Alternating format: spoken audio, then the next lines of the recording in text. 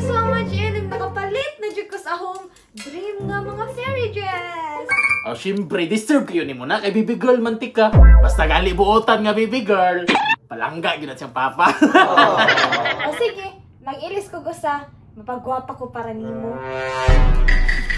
Picture sa tabi, B. Para ipakita ng social media, mga sweet kay taba. Hilom niya, Maricar. Basta dur kay ka. Hala, masoko lagi ka, binagpahit ang dress. Sige, ram kang palit nga daga na magigag-dress. Buot makabi ang ato, maning kwarta. Kina ma-post ang picture kay i-post sa social media. Smile diha. Ana, bangisi ba para sweet kay ta? Kailangan na pwede na i-post sa social media, B. Natural, B, para makita mga tao nga palangga ko ni mo ba? Bisa di, God? Palangga, si mo mata. Gagasto kay ka, di ka kabalo magtipid. Ano na mabuot ka magasto ko? Ako man yung kwarta, ako man yung gihaguan.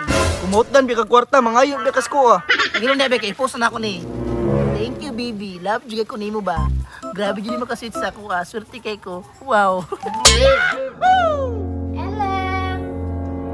Wow, pitiyo sa akong baby girl, ay!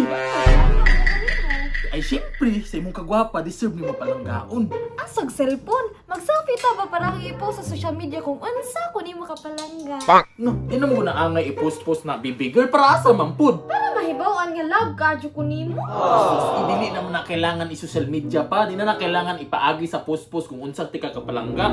Gusto man na ko i-post sa social media, babe.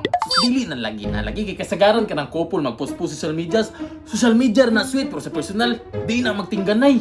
Basta kay makita din na sa personal, unya ma-feel pag yun sa personal nga palangga kayo tika.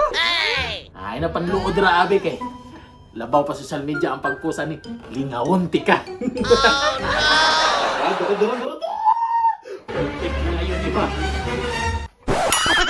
Ano na ito? Ikaw may unsa ka nang misulod man ka. Tanawa lagi oh. Nagpo si Mami Maricar kay sweet kay sila Daddy Chowi oh. Sabi na po takog sweet kinay mong Mami Maricar o si Daddy Chowi nimo. Wala lang.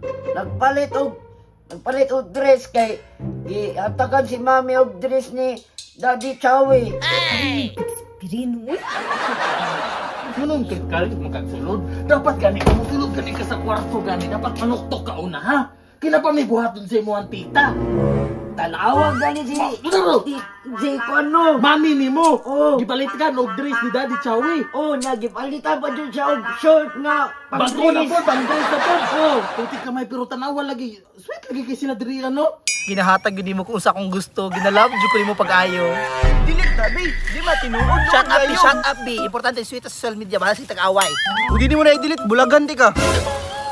Grabe makikami. Palangsa na kita mapu sa social media. Tapos imo mo dyan kong barahon. Wala, sweet kayo kay nagkadil-kadil man sila.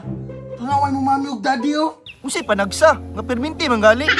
Sama, di-delete mo na. Bulagan di ka. Dili lagi ko, B. Sweet sa social media. Bulagan. Hala, nag-away na po sila, tito.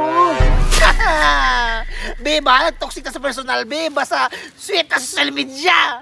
Sa social media na sila dili toxic pero sa personal toxic na kaayo sila. Ban-awa, ragod si Mami, oh. Awa, naluoy na lang ako kay nagyaka na lang siya. O lagi na perino nang giingon ako ba dili but pasabot ka ng mga couple nga nagsigig po sa social media mga sweet.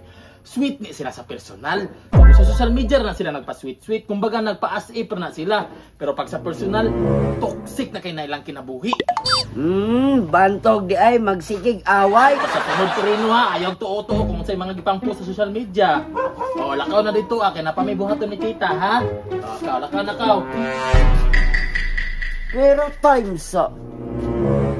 Muli-li mo siguro ko, no? What?